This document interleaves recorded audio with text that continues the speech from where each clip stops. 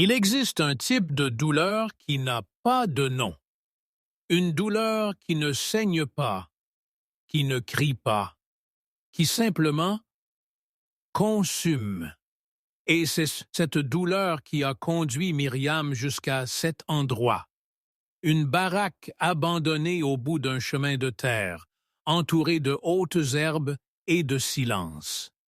Personne n'y allait. Personne ne voulait y aller. On disait que c'était ici maudit. Mais, et pour elle, c'était parfait. Parce que Myriam ne fuyait pas seulement le monde. Elle se fuyait elle-même. Quand elle est arrivée cet après-midi gris de mars, ne portant qu'un vieux sac à dos et un cœur brisé, la baraque semblait encore plus triste qu'elle. Les murs fissurés, le toit troué, les fenêtres sans vitres. Mais il y avait quelque chose là qu'elle reconnaissait. L'abandon, le rejet, l'oubli. C'était comme se regarder dans un miroir. Et c'est pour cela qu'elle a décidé de rester. Myriam avait 42 ans, mais elle semblait porter le poids de 3 vies. Son visage maigre gardait des marques profondes, non seulement de rides, mais de larmes qui n'avaient jamais complètement séché. Ses yeux, autrefois marrons et brillants, semblaient maintenant éteints, comme des bougies qui refusaient de s'allumer. Et ses mains tremblaient, pas de froid, mais de peur, de culpabilité, de honte, parce que Myriam était appelée sorcière, pas pour faire des sortilèges ou des rituels macabres, pas pour voler sur des balais ou lancer des malédictions, mais simplement parce qu'elle savait trop. Elle voyait des choses, ressentait des choses, prévoyait des choses. Depuis l'enfance, Myriam avait cette sensibilité étrange, cette connexion avec quelque chose d'invisible que personne autour d'elle ne pouvait comprendre. Elle rêvait d'événements avant qu'ils ne se produisent. Elle sentait quand quelqu'un mentait. Elle percevait des présences que personne d'autre ne voyait. Au début, sa famille a tenté d'ignorer. Ensuite, elle a tenté de cacher. Et finalement, elle a tenté d'effacer. À 17 ans, Myriam a été expulsée de chez elle.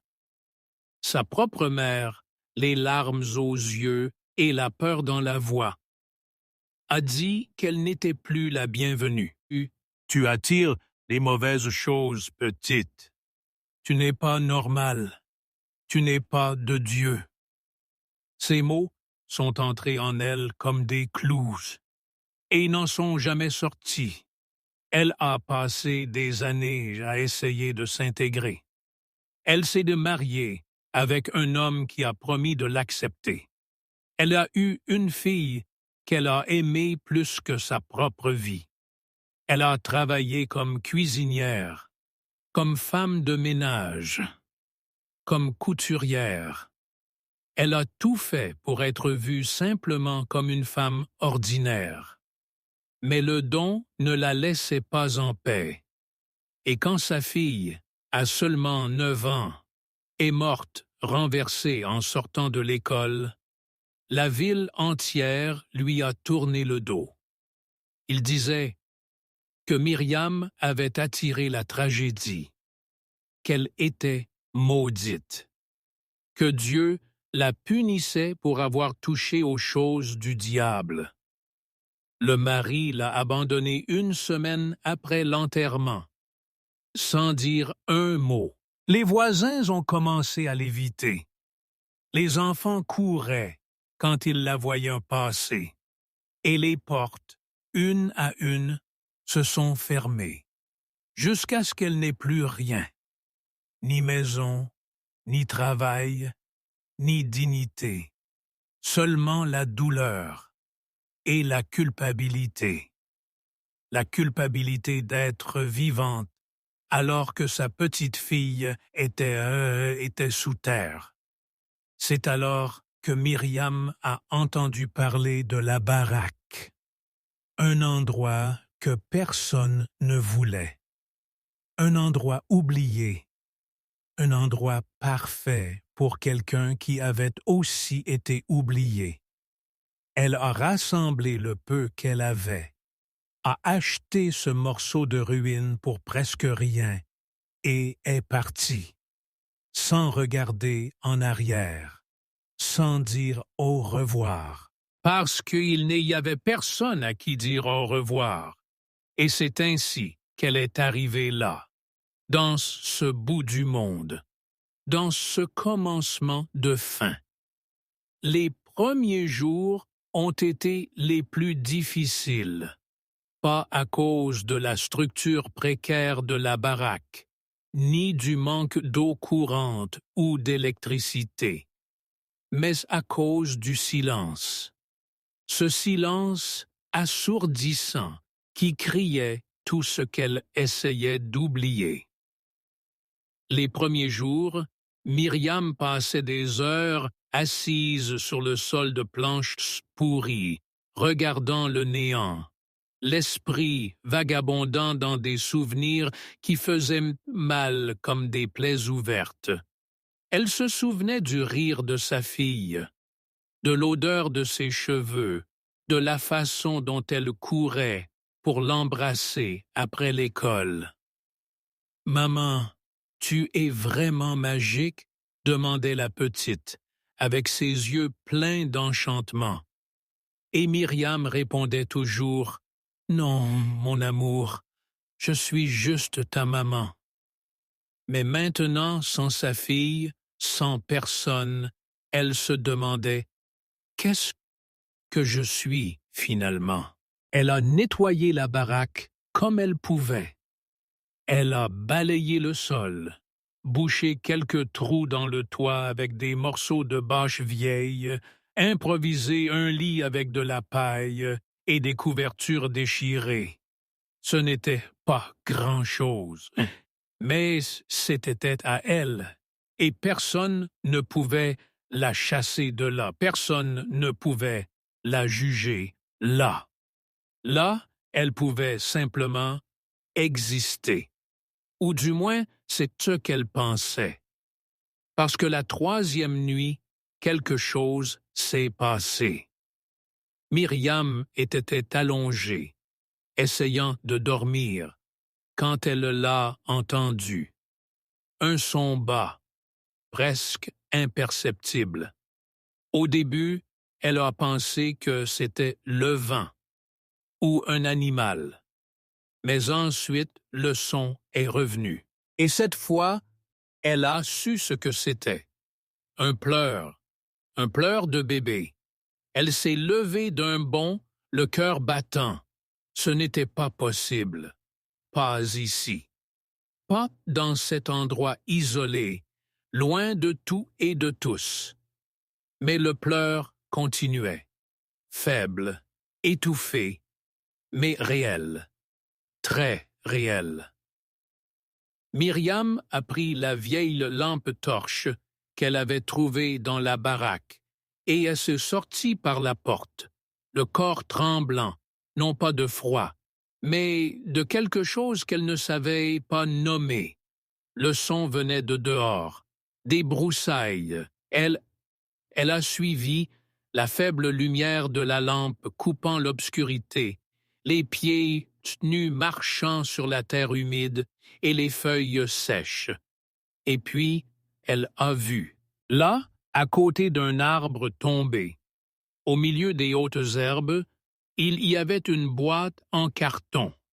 Et dedans, 2 bébés, 2 nouveau-nés, enroulés dans des chiffons sales, tremblants, pleurant doucement, comme s'ils n'avaient plus de force. Myriam est tombée à genoux. Ses mains sont allées vers les bébés avant même que son cerveau ne puisse traiter ce qui se passait. Elle les a pris, un à la fois, les serrant contre sa poitrine, sentant la chaleur fragile de ses petits corps minuscules. Ils étaient vivants, mais mal, très mal, la peau pâle, les lèvres bleutées, les petits yeux fermés avec force. Mon Dieu, mon Dieu, elle a murmuré, les larmes coulant déjà sur son visage. Qui vous a fait ça? Elle a regardé autour, cherchant quelqu'un, un signe, une explication. Mais il n'y avait rien. Seulement la nuit. Seulement le silence. Seulement elle et ses deux bébés que quelqu'un avait laissés mourir.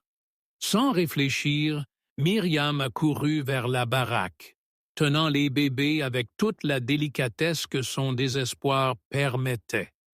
Elle les a posés sur le lit improvisé, a allumé une bougie et a commencé à faire ce qu'elle pouvait. Elle a nettoyé leurs petits visages avec de l'eau tiède, les a enroulés dans des couvertures propres, a essayé de réchauffer leur corps avec la chaleur de son propre corps.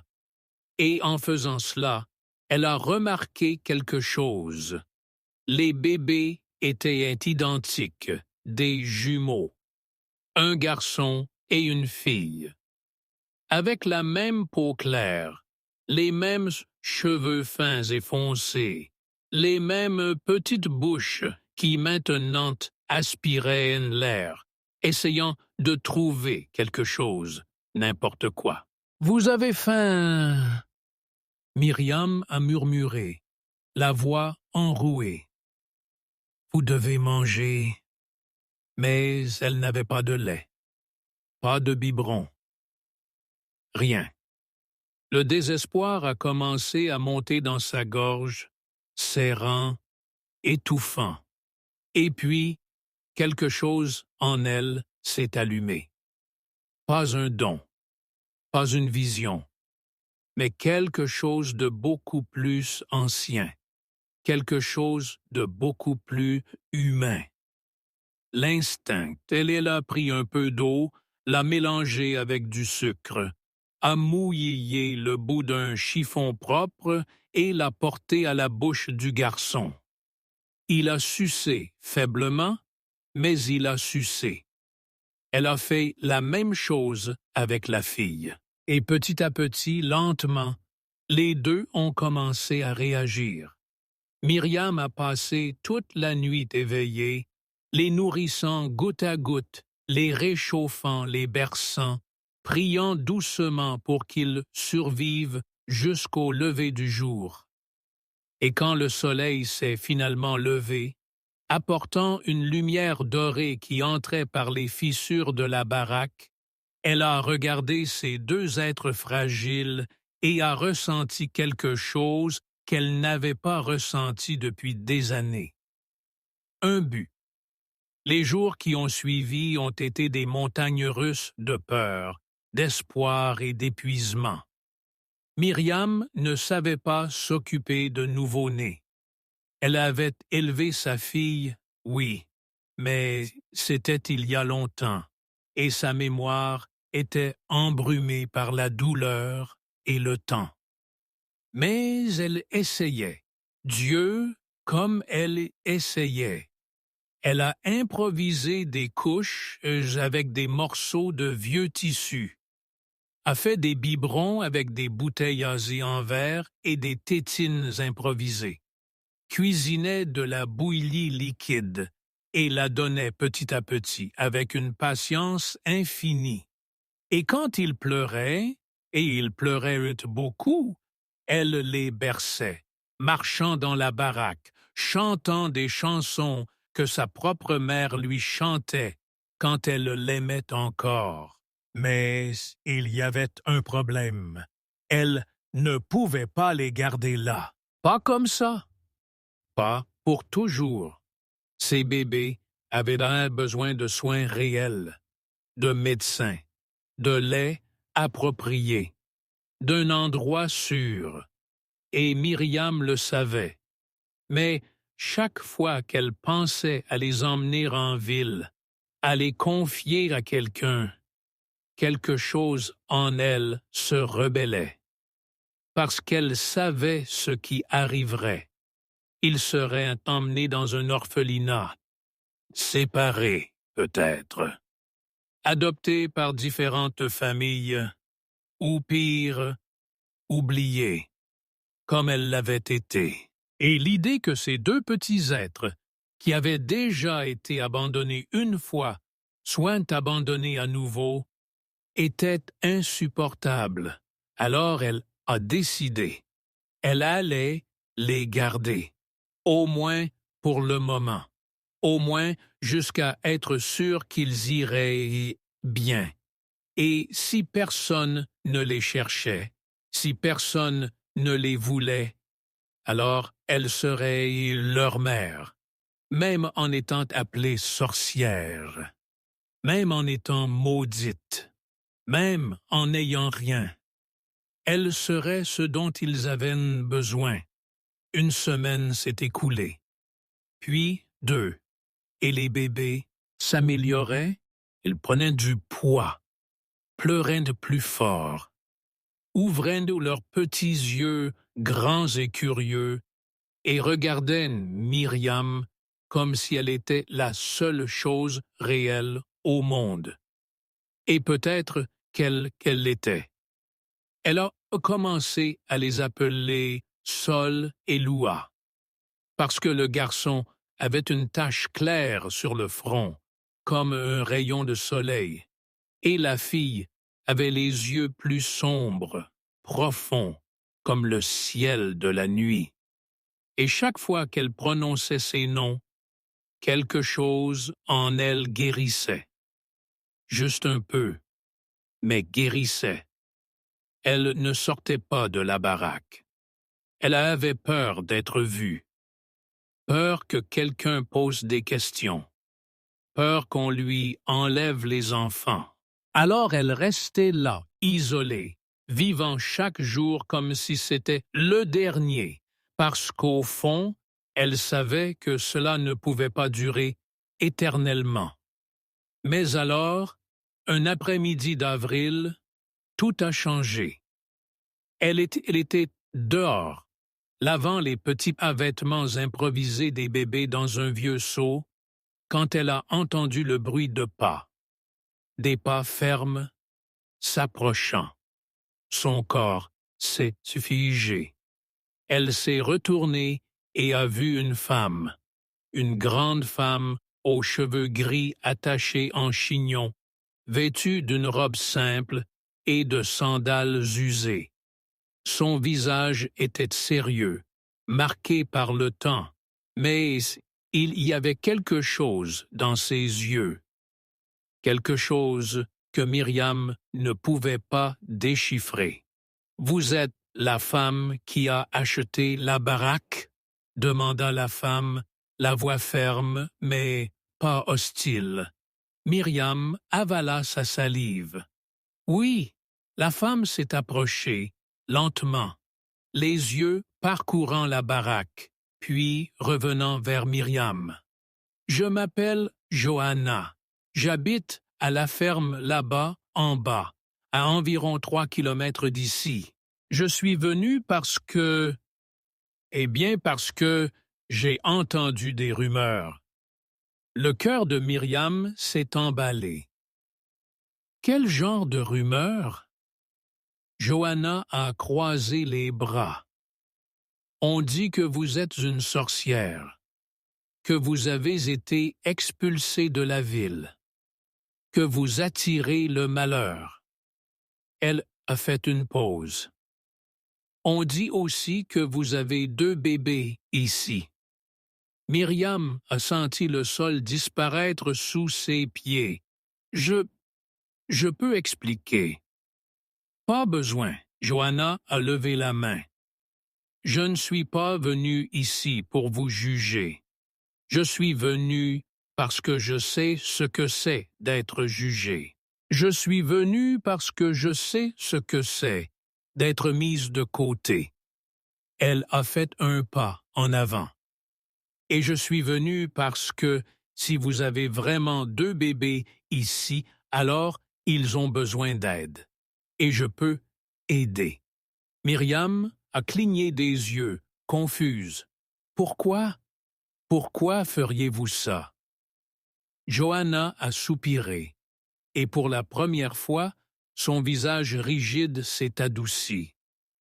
Parce que j'ai déjà perdu 3 enfants, 2 à l'accouchement, 1 à 5 ans, de fièvre, et si j'avais pu sauver l'un d'entre eux, j'aurais donné ma vie. Alors, s'il y a 2 bébés ici qui ont besoin de quelqu'un, alors je veux aider, pas par pitié, pas par charité, mais parce que c'est juste.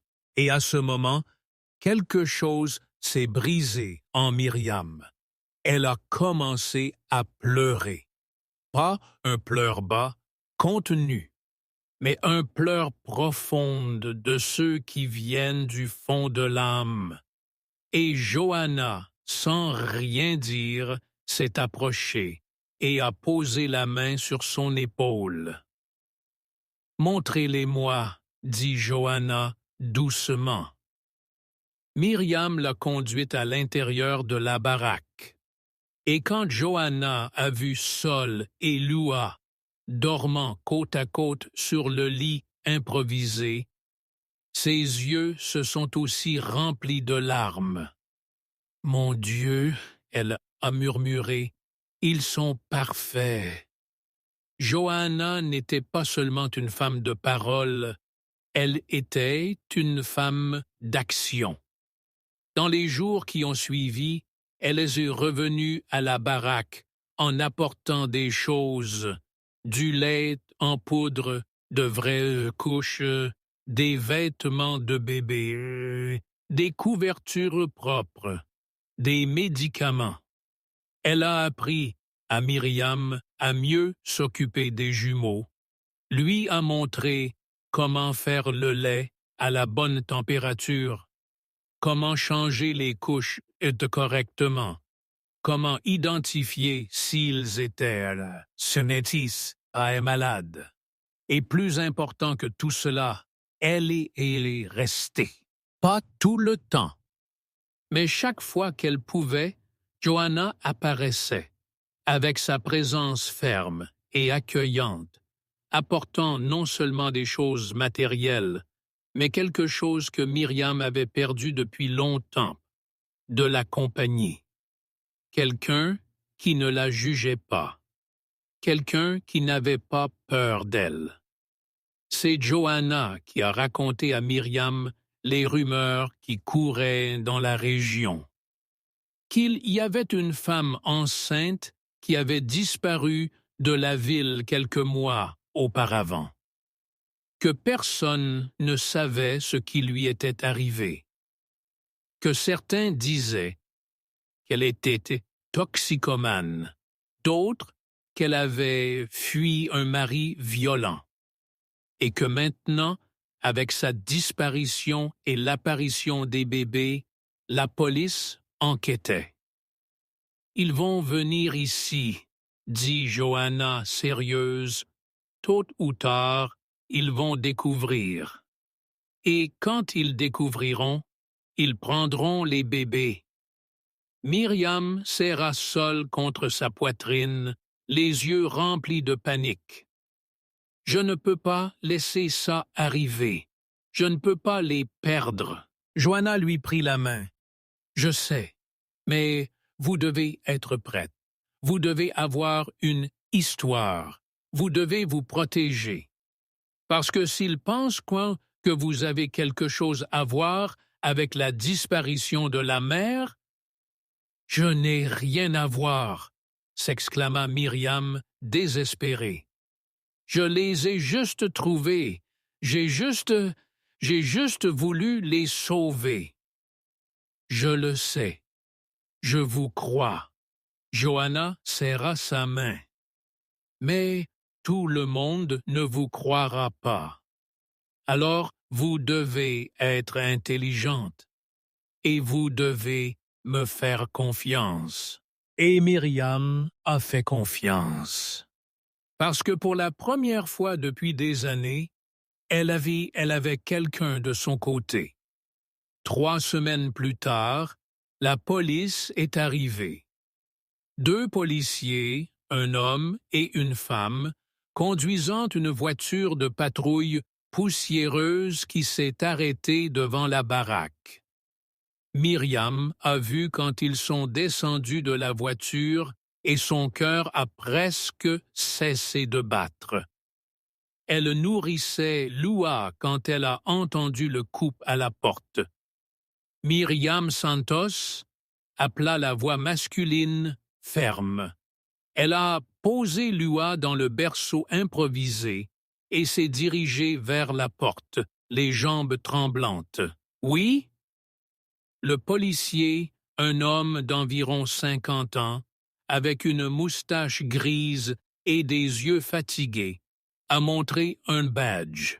« Je suis le sergent Almeida. Voici l'inspectrice Silva. Nous devons poser quelques questions. » Myriam a ouvert la porte, essayant de garder son calme. « À propos de quoi? » L'inspectrice, une femme plus jeune aux cheveux attachés en queue de cheval, est entrée sans demander la permission, les yeux parcourant la baraque. Et puis, elle a vu les bébés. « Ce sont eux? » demanda-t-elle, regardant le sergent. « Je pense que oui. » Myriam s'est placée devant le berceau instinctivement. Ils n'ont rien fait de mal. Personne n'a dit qu'ils avaient fait quelque chose de mal. Le sergent est aussi entré plus lentement. Mais nous devons comprendre comment ils sont arrivés ici. Vous les avez trouvés? Oui. Myriam a pris une grande inspiration. Je les ai trouvés dans une boîte, abandonnée, presque morts. L'inspectrice a noté quelque chose dans un petit carnet. Quand était-ce? Il y a 4 semaines. Et pourquoi ne nous avez-vous pas contactés? Myriam a hésité. Parce que je pensais que vous alliez les emmener. Et nous allons le faire. L'inspectrice a rangé le carnet. Ils ont besoin de soins médicaux appropriés. Ils doivent être enregistrés. Et nous devons découvrir qui est leur mère. Leur mère les a abandonnés, dit Myriam, la voix montant. Leur mère les a laissés mourir. Et moi, je les ai sauvés. Je me suis occupé d'eux. Je suis leur mère maintenant.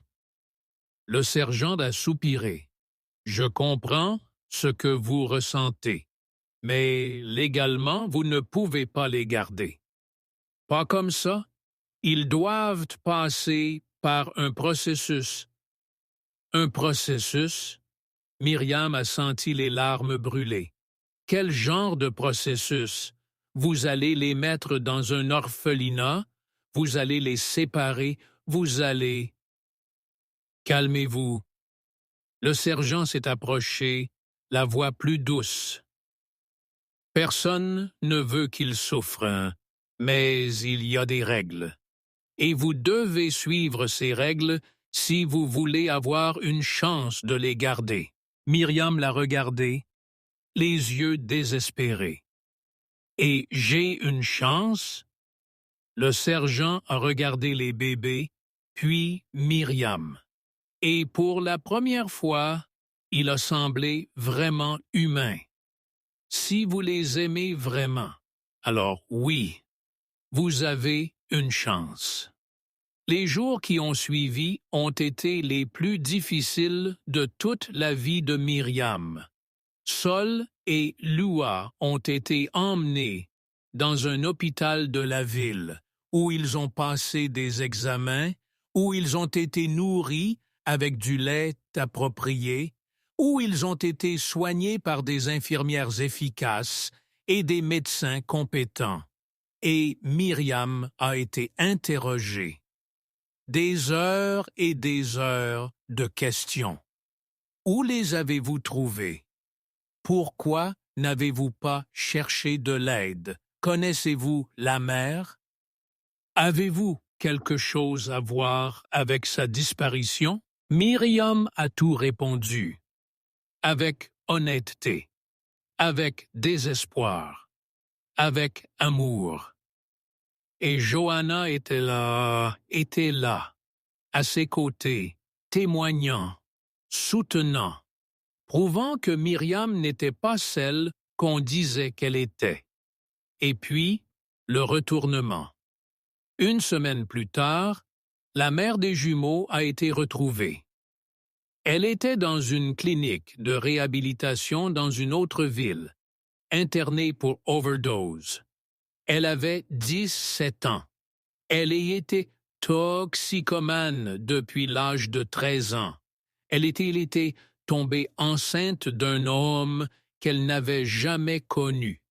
Et quand les bébés sont nés, seuls, dans une maison abandonnée, elle a paniqué.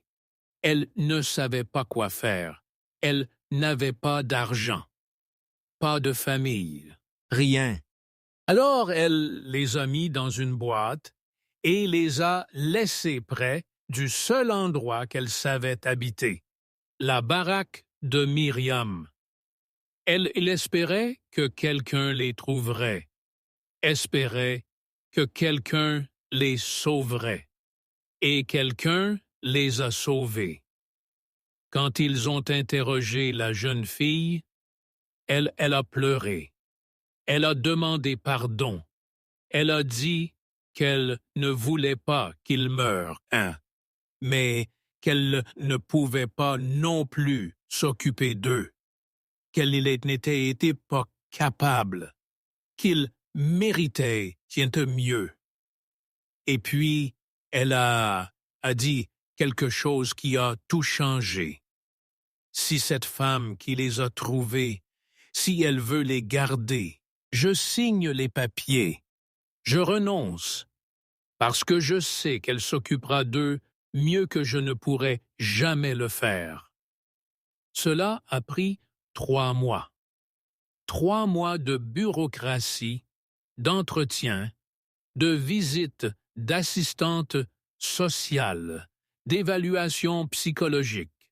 3 mois de Myriam, prouvant que, bien qu'elle soit appelée sorcière, bien qu'elle soit pauvre, bien qu'elle vive dans une baraque, elle était capable d'aimer, de prendre soin, d'être mère, et à la fin, elle a réussi. L'adoption a été approuvée. Sol et Lua étaient officiellement à elle. Le jour où elle les a ramenés à la baraque, maintenant un peu plus rénovée, avec l'aide de Johanna et d'autres voisins qui, petit à petit, ont commencé à la voir autrement, Myriam s'est assise par terre, avec les 2 bébés sur ses genoux, et a pleuré. Mais cette fois, ce n'était pas des larmes de douleur, c'était des larmes de gratitude. Elle a regardé Sol, avec son petit sourire édenté qui commençait à apparaître. Puis Lua, avec ses petits yeux attentifs et curieux, et a murmuré « Je ne sais pas ce que j'ai fait pour vous mériter, mais je vais passer le reste de ma vie à être digne de ce cadeau. » Et c'est ce qu'elle a fait. Les années ont passé. Myriam n'est jamais devenue riche. Elle n'a jamais cessé d'être appelée sorcière par certaines personnes, mais elle ne s'en est plus jamais souciée. Parce qu'elle avait quelque chose qu'aucun jugement ne pouvait lui enlever. Une famille. Sol a grandi fort, curieux, plein d'énergie. Il adorait courir dans les broussailles, grimper aux arbres, poser des questions sur tout. Lua était plus calme, plus observatrice, mais elle avait un cœur immense. Elle s'occupait des petits animaux qu'il trouvait en, dessinait des fleurs dans la terre, et tous les soirs demandait à sa mère de raconter l'histoire de comment il s'était trouvé. Et Myriam racontait toujours. Vous étiez un cadeau, disait-elle, caressant leurs cheveux. Pas pour moi, c'est moi qui étais un cadeau pour vous, parce que vous m'avez appris que peu importe combien la vie fait mal, peu importe combien les gens vous blessent, il y a toujours une raison de continuer. Il y a toujours de l'amour qui attend. Il y a toujours de l'espoir. Et quand Sol et Lua ont eu 10 ans, ils ont fait quelque chose que Myriam n'oublierait jamais. Ils ont organisé une fête surprise pour elle. Ce n'était rien de grand. Juste Johanna, quelques voisins, un gâteau simple fait par eux-mêmes, plein de glaçage tordu et de bougies tremblantes. Mais quand ils ont chanté Joyeux anniversaire, quand ils ont embrassé Myriam, avec toute la force que leur petit corps avait, elle a su. Elle a su que ça en avait valu la peine. Chaque larme, chaque jugement, chaque nuit blanche, chaque peur, chaque douleur. Parce que là, dans cette baraque qui avait un jour été abandonnée, se trouvait la famille la plus vraie qu'elle avait jamais vue.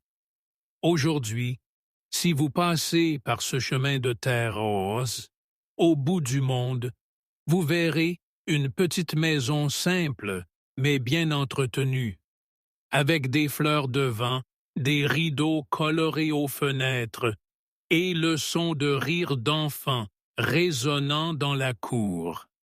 Et si vous demandez à n'importe qui dans la région à propos de la femme qui vit là, certains diront qu'elle est une sorcière, d'autres diront qu'elle est miraculeuse. Mais la vérité est plus simple que cela. Elle est juste une mère qui a été abandonnée, qui a tout perdu, qui a été appelée maudite, mais qui, dans un moment d'obscurité totale, a trouvé 2 lumières et a décidé que ces lumières ne s'éteindraient plus jamais. Parce que parfois, les personnes les plus brisées sont celles qui ont le plus d'amour à donner. Et parfois, les endroits les plus oubliés sont là où les miracles se produisent. Si cette histoire a touché votre cœur, si elle vous a rappelé quelqu'un que vous aimez, si elle vous a fait croire que, même au fond du gouffre, il y a encore de l'espoir, alors partagez, commentez. Dites-moi, croyez-vous aux secondes chances? Croyez-vous que l'amour peut guérir même les blessures les plus profondes? Parce que moi, j'y crois. Et Myriam, Sol et Lua en sont la preuve.